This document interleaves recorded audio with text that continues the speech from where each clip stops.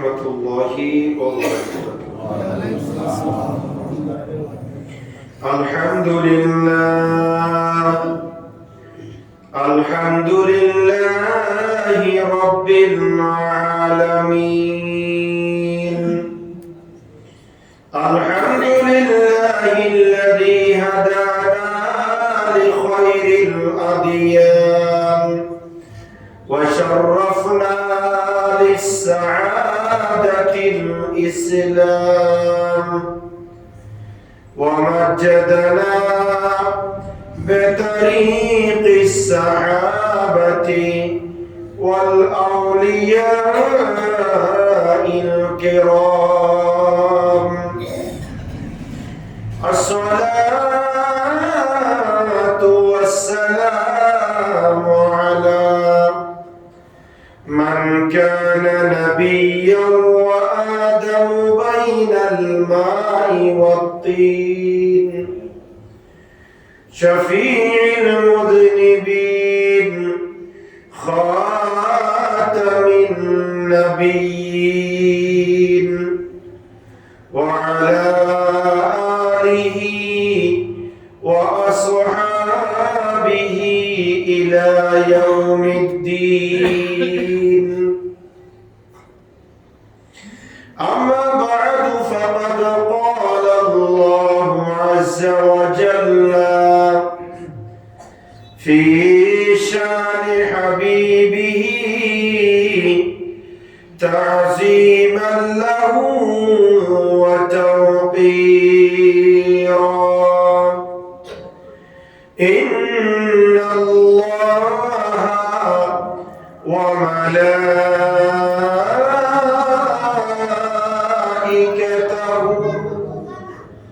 يصلون على النبي يا أيها الذين آمنوا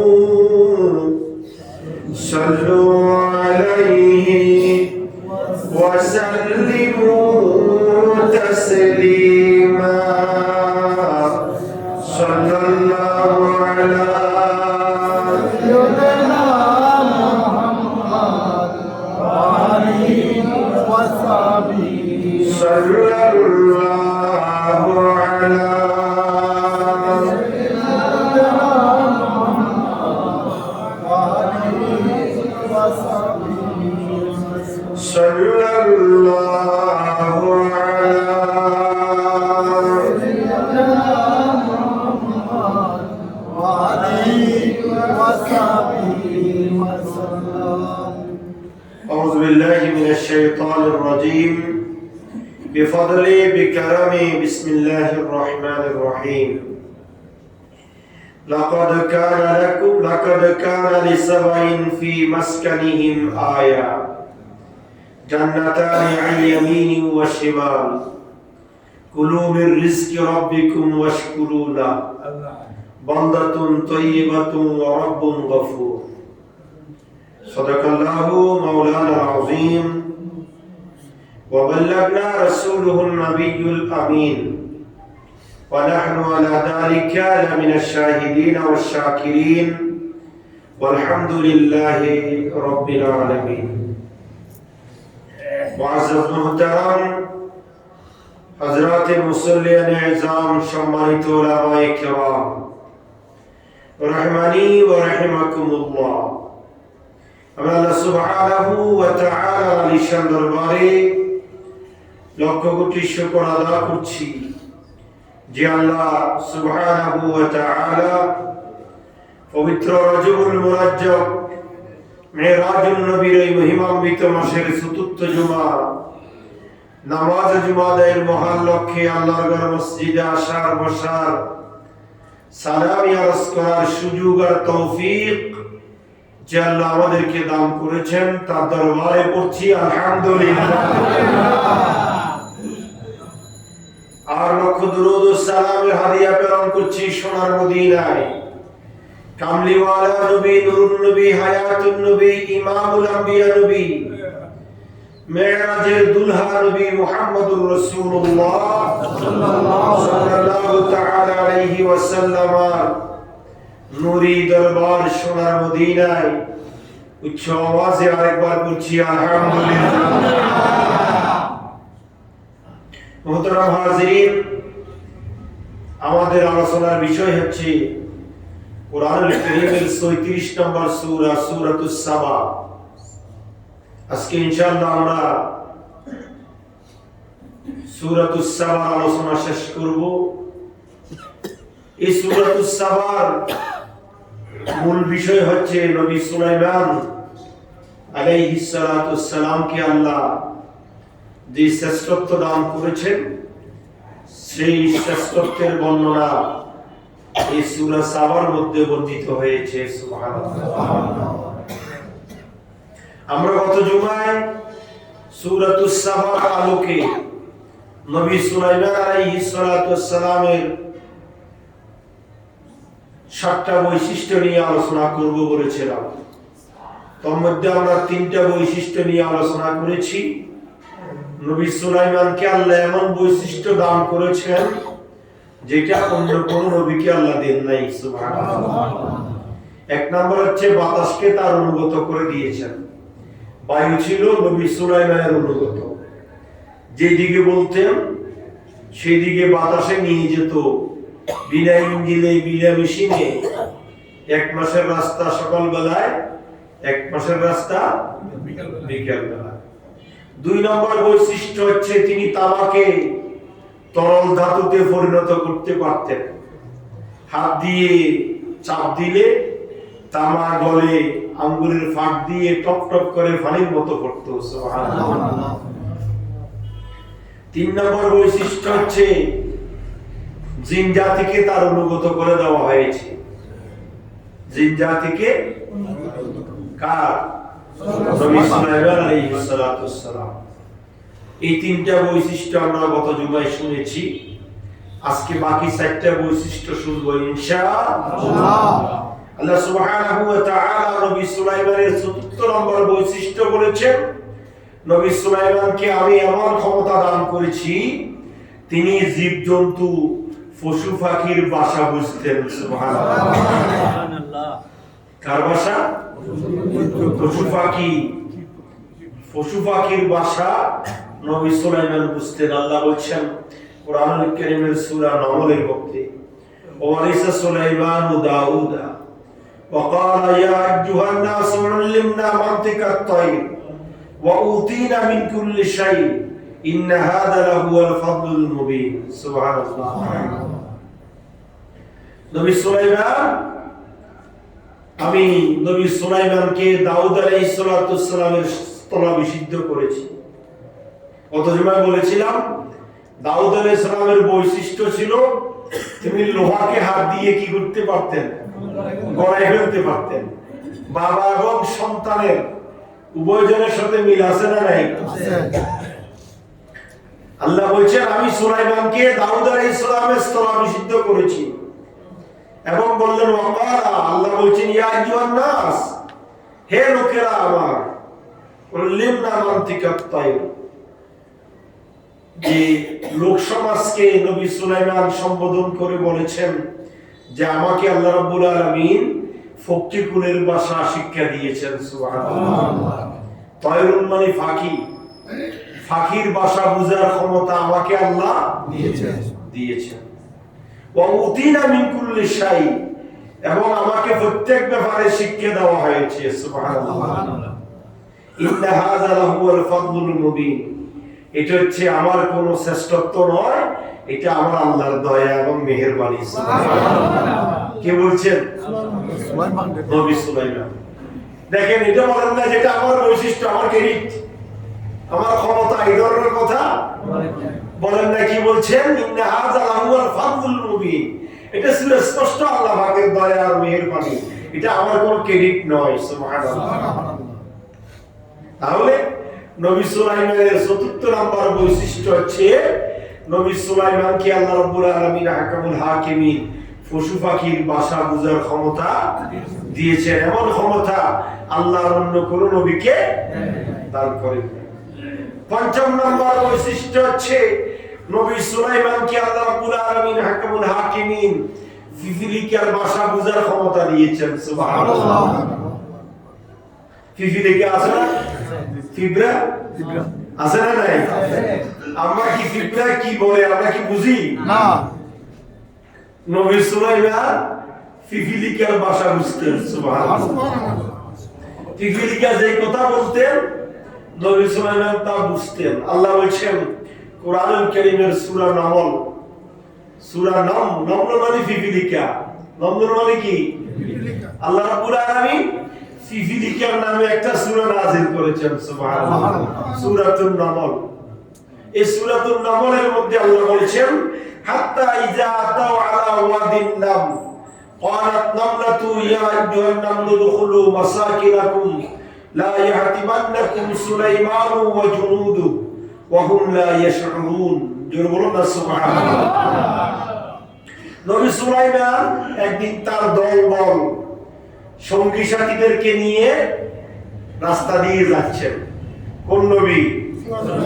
সুলাইমান আলাইহিস সালাম। কারণ সুলাইমান আলাইহিস সালাম তো বিশাল বহর নিয়ে হাঁটতেন, বিশাল শূন্য সামন্ত জিন যত রকমের আল্লাহর সৃষ্টি জগৎ আছে সবগুলোই তো তার অনুগত। তিনি সবাইকে নিয়ে একসাথে দলবদ্ধভাবে হাঁটতেন। একদিন সুলাইমান তার সঙ্গী সাথীদেরকে নিয়ে দলবদ্ধভাবে রাস্তা দিয়ে যাচ্ছেন। একটা ফিফিলিকার দল নবী সুলাইমানকে দেখতে পেয়েছে। সুবহানাল্লাহ।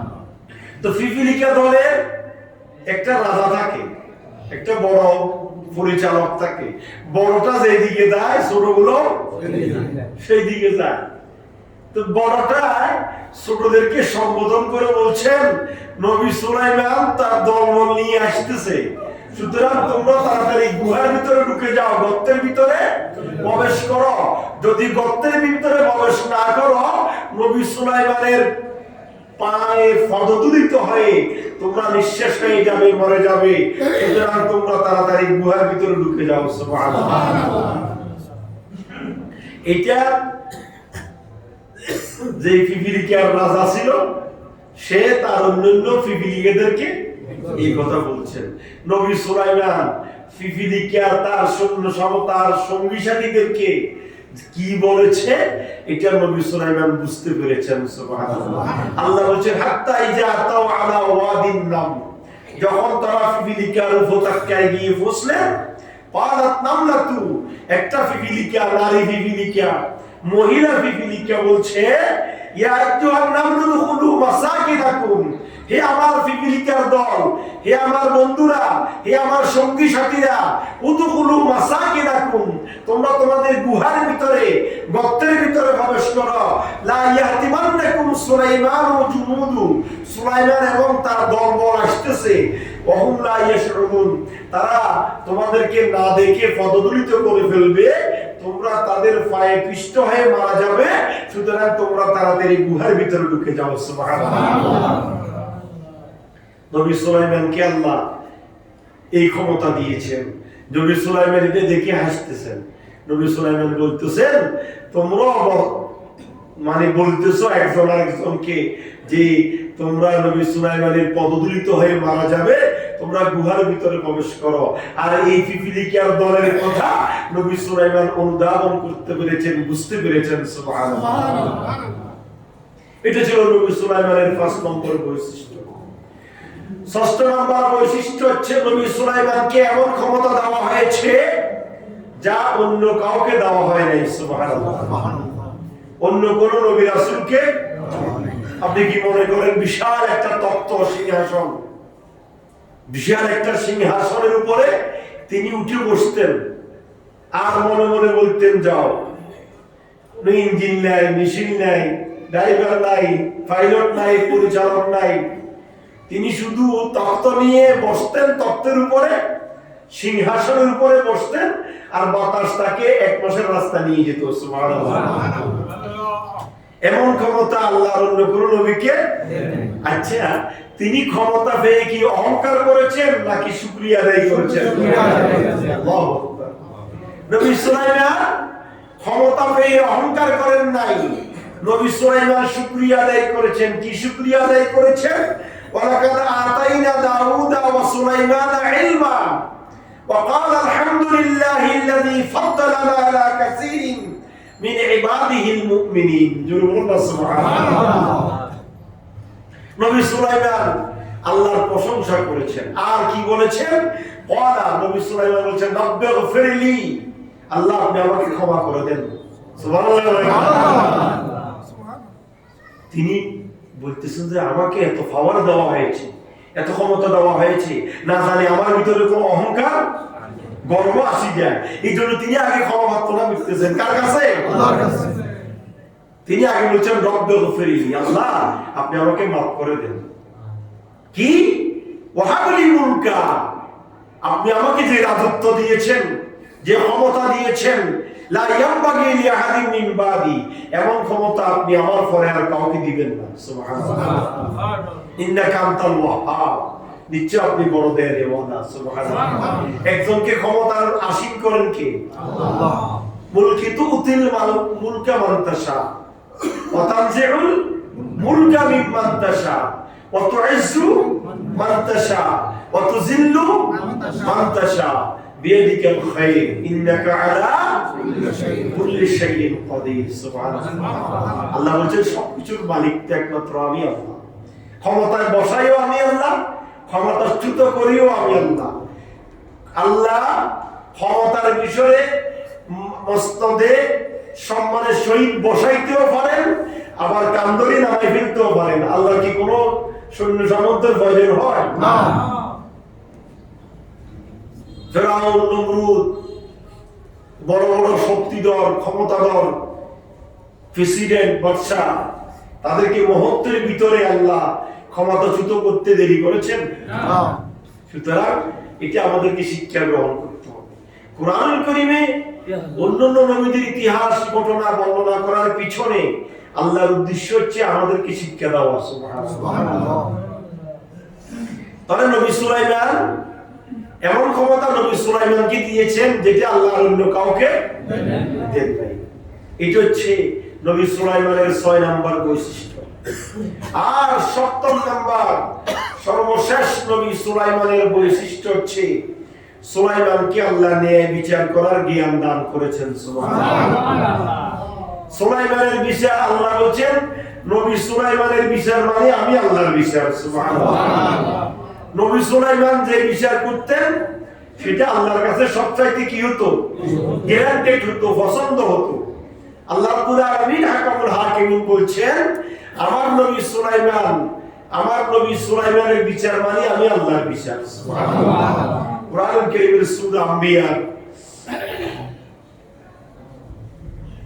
87 নম্বর আয়াতে কারীমার মধ্যে আল্লাহ সুবহানাহু ওয়া তাআলা বলছেন, ওয়া দাউদা ওয়া সুলাইমান ইয ইয়াহকুমান ফিল হারস ইয নাফাশাত ফীহি গানামুল কওমি ওয়া কুননা লিহুকমিহিম শাহিদিন। সুবহানাল্লাহ। একবার একটা শস্য ক্ষেতের মালিক আর কিছু ছাগলের মালিক নবী দাউদ আলাইহিস সালামের কাছে একটা বিচার নিয়ে এসেছেন। কার কাছে? দাউদ আলাইহিস সালাম হচ্ছেন সুলাইমান আলাইহিস সালামের আব্বা। আল্লাহ সেই কথা কোরআনুল কারীমের সূরা আম্বিয়ার 87 নম্বর আয়াতে কারীমার মধ্যে আমাদের জন্য কোট করে দিয়েছেন। আল্লাহ আমাদেরকে শিক্ষা দিচ্ছেন দাউদ আলাইহিস সালাম কি বিচার করেছেন, আমাদের সমাজের বিচার কেমন হবে, আমাদের বিচারপতিদেরকে আল্লাহ কুরআনুল কারীম দিয়ে শিক্ষা দিয়েছেন। আল্লাহ বলছেন, ওয়া দাউদা ওয়া সুলাইমানা ইয ইয়াহকুমান ফিল হারস, যখন দাউদ এবং সুলাইমানের কাছে এক শস্য ক্ষেতের মালিক বিচার নিয়ে এসেছেন, ইয নাফাশাত ফীহি গানামুল কওম, যে গানাম মানে ছাগল, এক ছাগলের দল ওই মালিকের শস্য ক্ষেত কি করে ফেলেছে? খেয়ে ফেলেছে, নষ্ট করে ফেলেছে। ওয়া কুননা লিহুকমিহিম শাহিদিন। আল্লাহ রাব্বুল আলামিন হাকামুল হাকিমিন তাদের এই বিচারকে কুরআনুল কারীমের মধ্যে আমাদের জন্য শিক্ষণীয় ব্যাপার বানাই দিয়েছেন। সুবহানাল্লাহ। যে ব্যাপারটা কি? নবী দাউদ আলাইহিস সালামের কাছে শস্য ক্ষেতের মালিক এসে বলছে, হুজুর এই ব্যক্তির ছাগলের ফাল আমার শস্য ক্ষেতের মধ্যে প্রবেশ করে আমার পুরা শস্য ক্ষেত খেয়ে শেষ করে দিয়েছে। ছাগলের মালিক সেই অভিযোগটা স্বীকার করে নিয়েছেন। ছাগলের মালিক স্বীকার করেছেন, হ্যাঁ আমার ছাগলের পাল তার শস্য ক্ষেতে প্রবেশ করে তার শস্য ক্ষেতকে কি করে দিয়েছে, শেষ করে দিয়েছে, ধ্বংস করে দিয়েছে। এই স্বীকৃতি যখন ছাগলের মালিক দিয়েছেন, নবী দাউদ আলাইহিস সালাম বিচার করেছেন। কি বিচার করেছেন? যে তুমি এই যে শস্য ক্ষেত খেয়ে ফেলেছে, ছাগলে যে পরিমাণ শস্য ক্ষেত খেয়েছে সেই পরিমাণ শস্য ক্ষেতের বিনিময়ে তুমি তাকে ছাগল দিয়ে দাও। কি দিয়ে দাও? ছাগল দিয়ে দাও। এই বিচার ছাগলের মালিকও মেনে নিয়েছেন, শস্য ক্ষেতের মালিকও মেনে নিয়েছেন। মেনে দুজন বের হয়ে চলে যাচ্ছেন। নবী দাউদ কি করে দিয়েছেন? বিচার করে দিয়েছেন।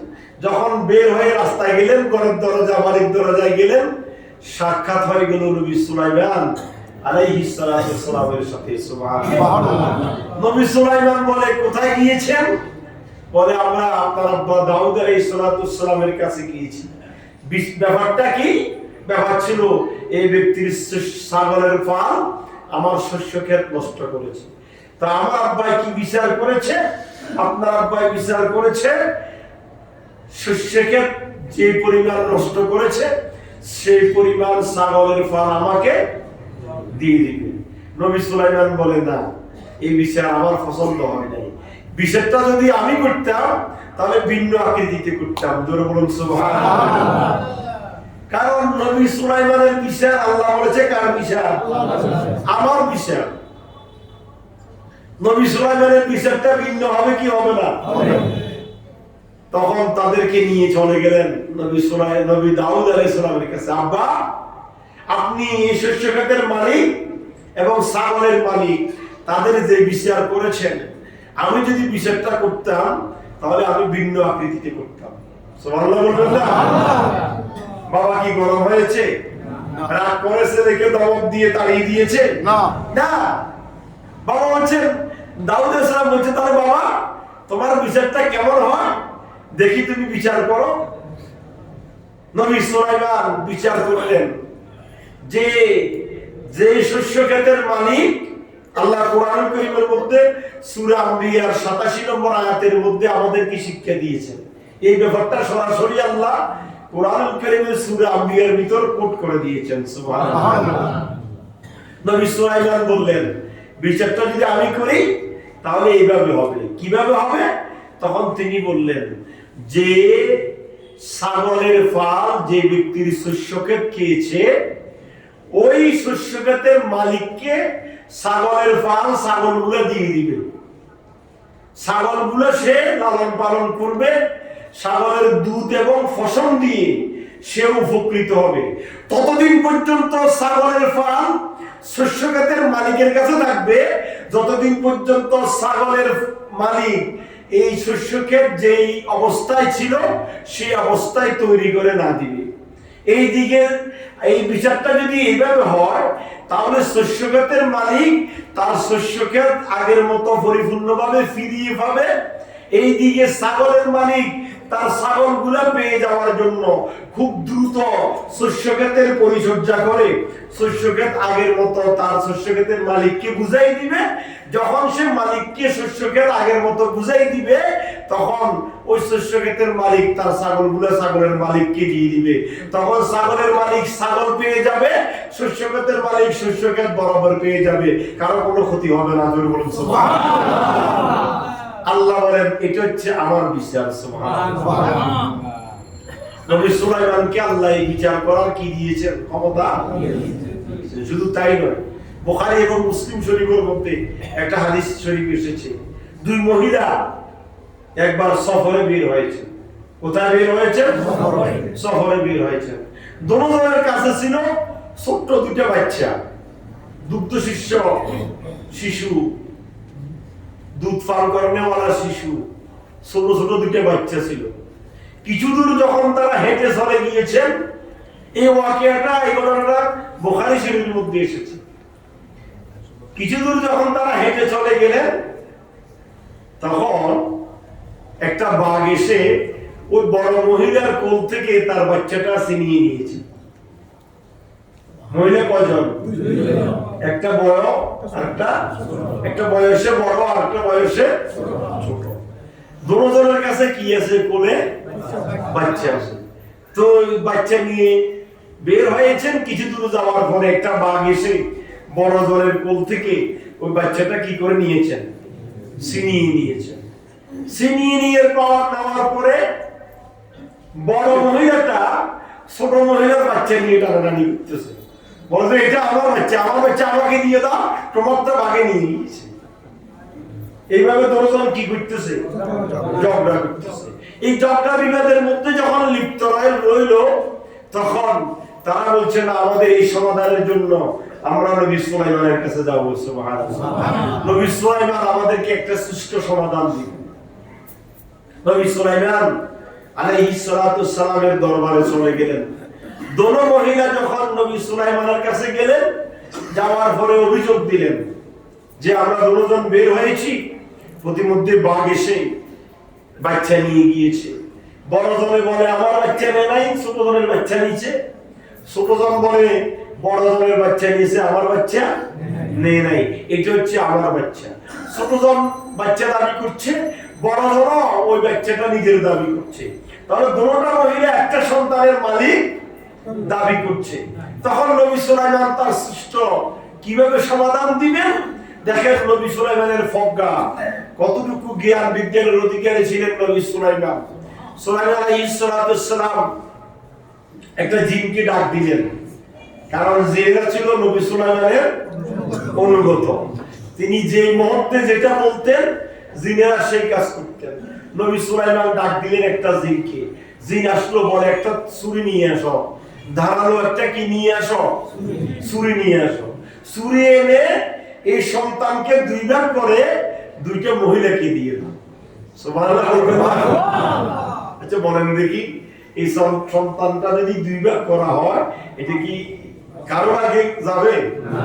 কেউ পাবে? নবী সুলাইমান যখন জিনকে অর্ডার করলেন, জিন একটা ধারালো ছুরি মুহূর্তের ভিতরে নবী সুলাইমানের সামনে এনে উপস্থিত করে দিলেন। ওই ছুরিটা যখন নবী সুলাইমানের হাতে আসলো, সাথে সাথে ছোট মহিলা বলছে, হুজুর, হে নবী সুলাইমান, আপনি এই সন্তানকে দুই ভাগ করার দরকার নাই, এটা আমার সন্তান না, এটা আপনি বড় জনকে দিয়ে দেন। জোরে বলুন সুবহানাল্লাহ। কারণ একটা মা, যিনি প্রকৃত মা, তিনি চায় না তার চোখের সামনে তার সন্তানটা কি হয়ে যাক, দুই টুকরা হয়ে যাক। নবী সুলাইমান হিকমত করলেন যে যে সত্যিকার এই সন্তানের মালিক হবে সে নাড়া দিয়ে উঠবে। ওই ছোট মহিলা বলছে যে হে নবী সুলাইমান, আপনি সন্তানকে দুই টুকরা করার দরকার নাই, এটা বড়জনকে দিয়ে দেন, এটা আমার ছেলে না। আর ওই মহিলা মনে মনে চিন্তা করলেন, এটা তো আমার ছেলে, যদি আমার ছেলে হয় একদিন আমি ফিরে পাবো, এখন তার কাছে চলে যাক।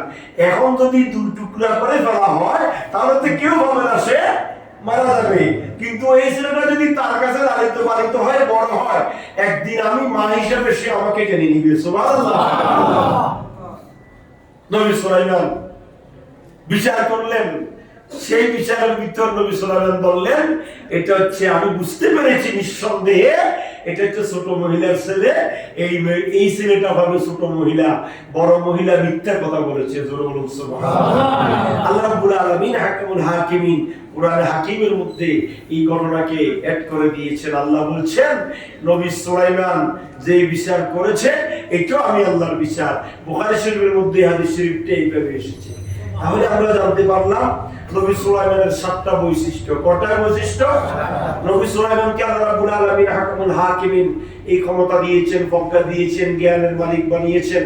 জিন জাতিকে নবী সুলাইমানের অনুগত করে দিয়েছেন, বাতাসকে নবী সুলাইমানের অনুগত করে দিয়েছেন, পশু পাখির ভাষা বুঝতেন, সব ক্ষমতা তাকে আল্লাহ দিয়েছেন।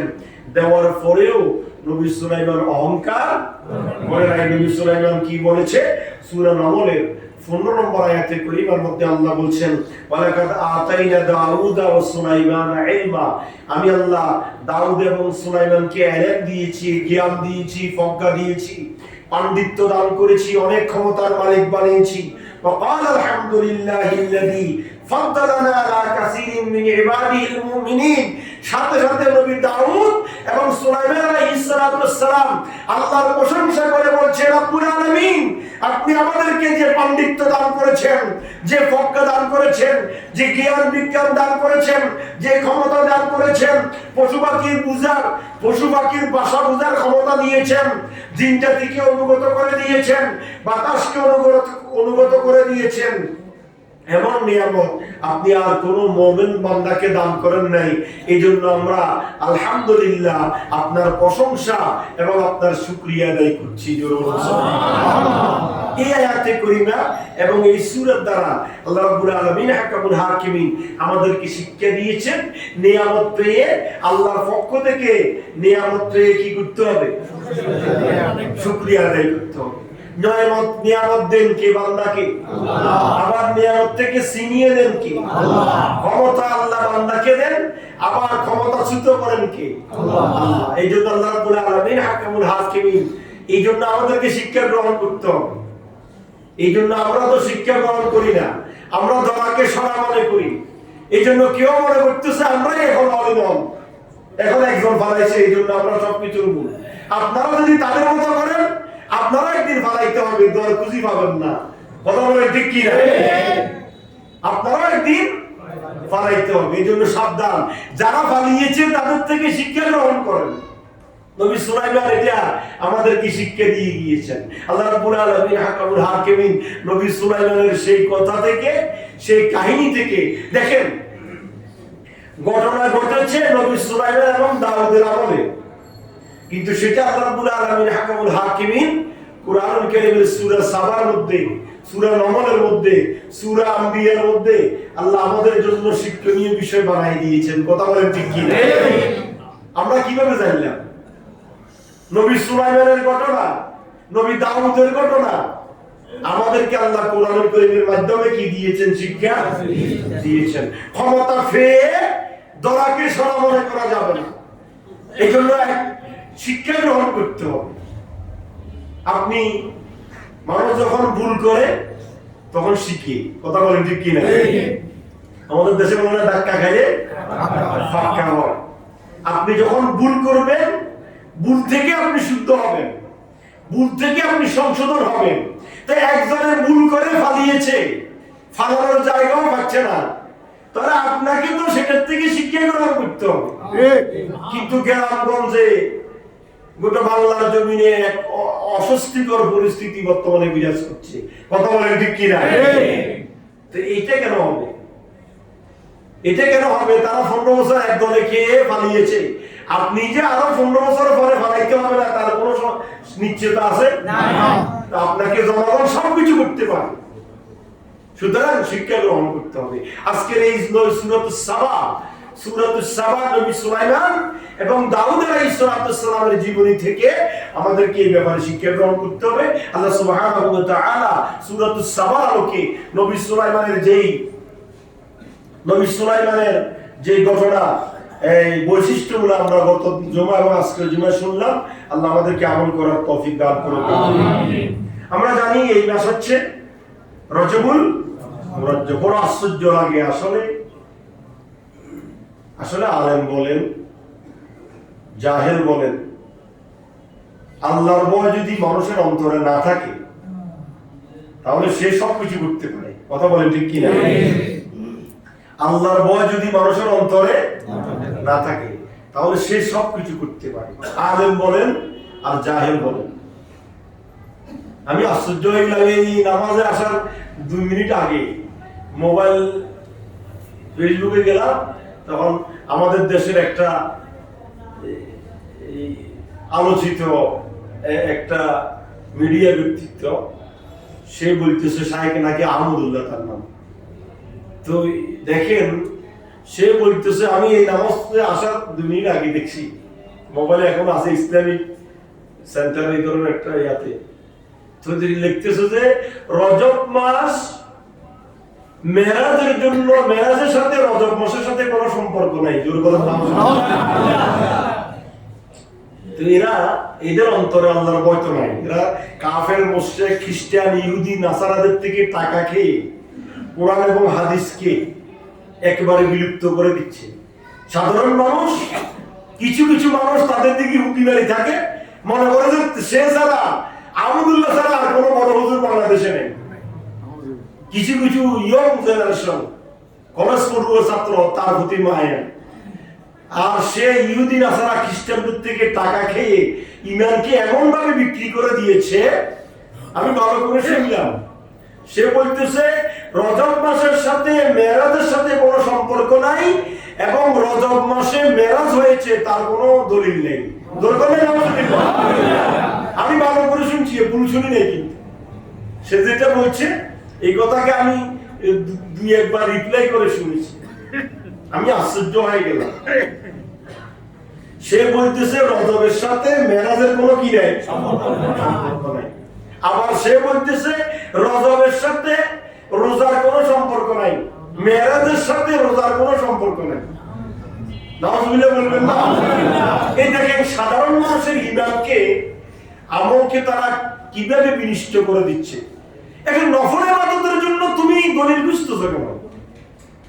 আপনি রজবুল মুরাজ্জামের মেরাজকে কেন্দ্র করে রোজা রাখবেন, সেখানে দলিল লাগে না। কথা বলেন, সেখানে কি আপনি রোজা রাখবেন? রোজার চাইতে নফল ইবাদত আরেকটা গুরুত্বপূর্ণ আছে নাকি? তো এখানে বেদাত বলে উড়িয়ে দেওয়ার জন্য আপনি লাইলাতুল মেরাজে কেউ কি নাচতে বলেন আসা মসজিদে? কথা বলেন না। তো আমরা লাইলাতুল মেরাজে আমরা নামাজ পড়ি, জিকির আজকার করি, ইবাদত করি। এটাকে আপনি বেদাত বলে, নাজায়েজ বলে, সে মনে করে সে ছাড়া কোরআন হাদিস আর কোনো আলেমে বলে নাই। সে বলতেছে আমি কোরআন হাদিসে কোনো জায়গায় পাই নাই। তো তুমি কি শ্রদ্ধা করছো? তুমি কতটুকু পড়ি তুমি পাও নাই? তো এগুলা আপনারা অনেকে বুঝিয়েন না, হুজুরে আলেমের গীবত করেন। গীবত কাকে বলে? গোপনে বললে এটাকে গীবত বলে। আমার এটা ইউটিউবে যাবে, আমার এই কথাটা আমি সাইড দেওয়ালের ভিতরে বলতেছি না, ওপেন বলতেছি। এটা গীবত নয়। প্রয়োজনে তার পক্ষের কেউ যদি পারেন আমার সাথে আসি বসিয়ে। আর তারা তো বেয়াদব, তারা বসবে না। তারা টাকা খেয়ে ইমানকে বিক্রি করে ফেলছে। তো তারা কোনটাকে আহলে সুন্নাত ওয়াল জামাতের যত বড় বড় আলেমরা এই সমস্ত শাইখদেরকে ডাকছে, আহমদুল্লাহকে, আরো বড় বড় মুনাফিক যারা আছে দালাল ইহুদি খ্রিস্টানদের, তারা আসে না। তারা সুন্নি আহলে সুন্নাত ওয়াল জামাতের আলেমদের সাথে বসে না। কারণ কোরআন কি আমরা পড়তেছি, তারা পড়ে নাই। সূরা নজম স্পষ্ট মেরাজের আলোচনা, সূরা বনী ইসরাঈল স্পষ্ট মেরাজের আলোচনা, বুখারী শরীফের মধ্যে কিতাবুস সালাতের মধ্যে কিতাবুস সালাতের প্রথম হাদিস মেরাজের আলোচনা। তো তারা তালাশ করে পাচ্ছে না। আমরা কি বুখারী শরীফ নতুন বানাইছি নাকি? আমরা আহলে সুন্নাত ওয়াল জামাতের আকীদা যারা আছি, আমরা কি নতুন করি বুখারী শরীফ বানাইছি? আমরা কি নতুন করে কোরআন শরীফের সূরা নজম বানাইছি? তা আমরা বলে তারা পাচ্ছে না কেন? আমরা তো বলে দিচ্ছি সূরা নজমের ভিতর আছে মেরাজের আলোচনা। আমরা তো বলে দিচ্ছি বুখারী শরীফের কিতাবুস সালাত 25 পৃষ্ঠায় মেরাজের আলোচনা। আমরা বলে দিচ্ছি সূরা বনী ইসরাঈল 15 পারার মধ্যে মেরাজের আলোচনা। তো তারা খুঁজে পাচ্ছে না। তাদের চোখের ভিতরে ইহুদি, নাসারা, খ্রিস্টানদের সিল মোহর এমন ভাবে গাঁথা হয়েছে, তাদের চোখ অন্ধ হয়ে গিয়েছে। দুর্বল নাও, আপনারা এগুলোর থেকে সাবধান থাকবেন। এরা আলেম নামে জালেম, এরা মানুষের ইমানকে বিধ্বংস একটা ফিতনা বের হয়েছে, দাজ্জালের ফিতনা এদের। আমি আশ্চর্য হয়ে গেলাম। সে বলতেছে রজবের সাথে মেরাজের কোনো সম্পর্ক নাই। নাউজুবিল্লাহ। তো যাই হোক, আসলে এই সমস্ত কথা আর কত বলবো, আমরা তো বলি। আপনারা যারা সরল মনে আছেন, আর একটা কথা মনে রাখবেন, তারা যতই বলুক না কেন, মেরাজ কি বন্ধ আছে? মেরাজের অনুষ্ঠান কি চট্টগ্রাম শহর বলেন গোটা বাংলাদেশে যত রকমের, এই যে আমি আশ্চর্য হয়ে যাই, তারা সৌদি আরবকে দলিল দিয়ে।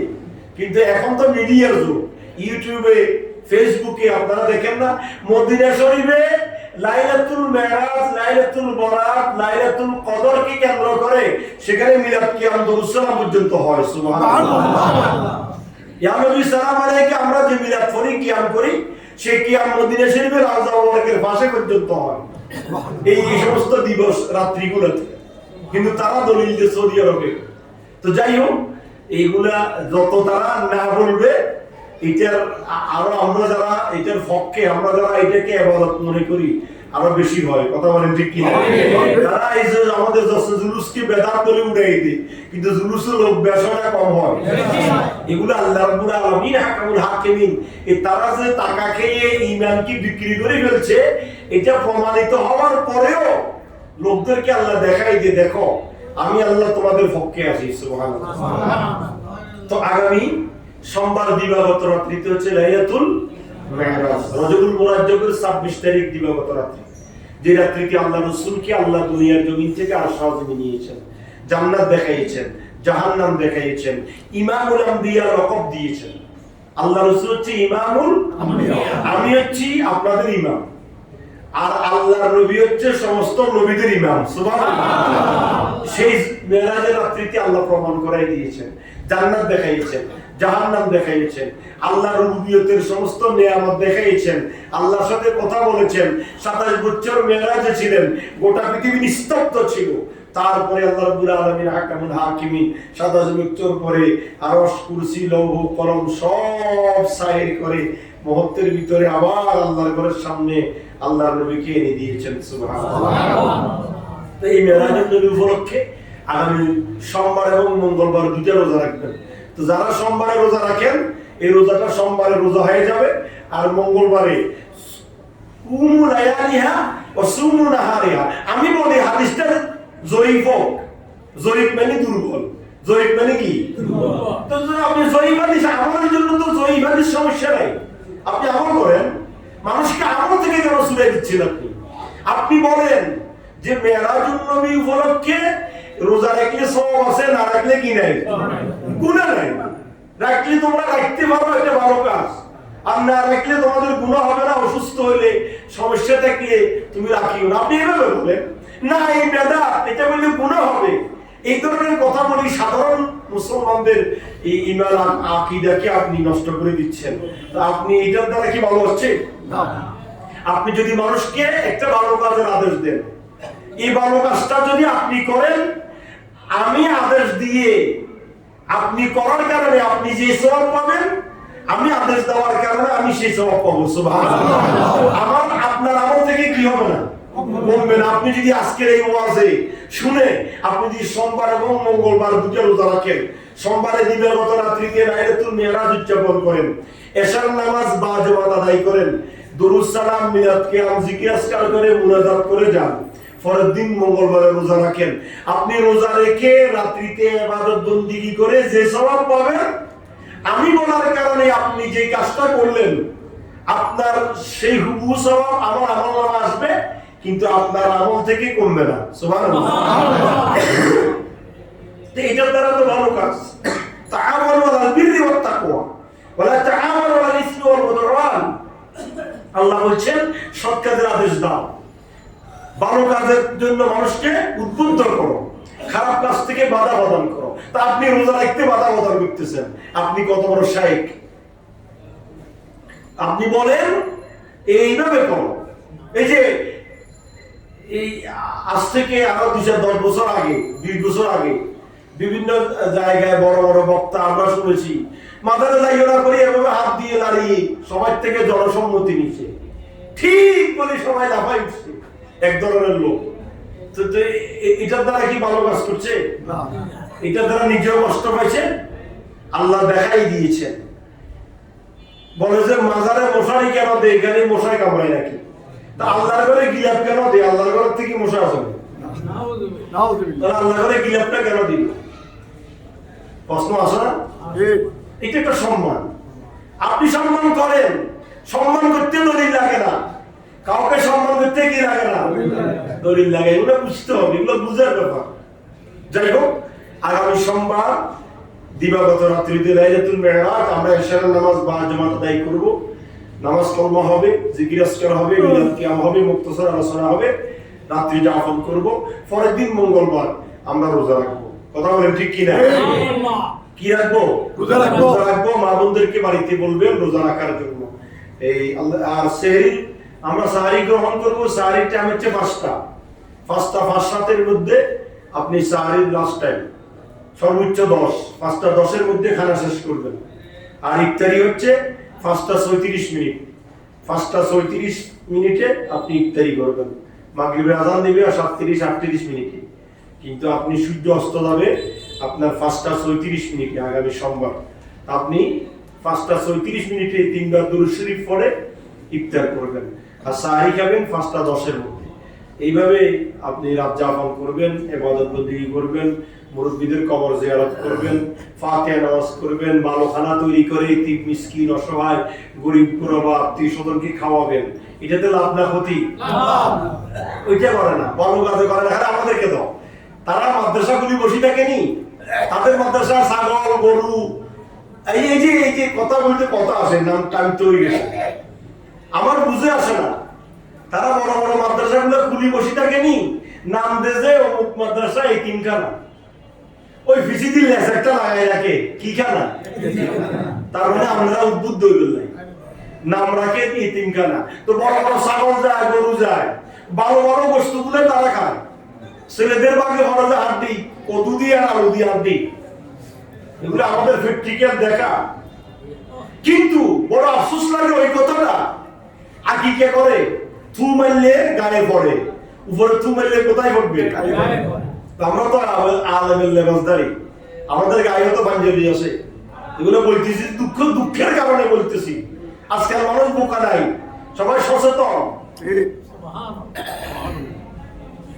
ছাগল আকিকার জন্য কয়, আকিকা কোন মজুর ছেলে হয়েছে কয় ছাগল কোনটা মাদ্রাসা আড়াই দেন, আকিকা হয়ে যাব না।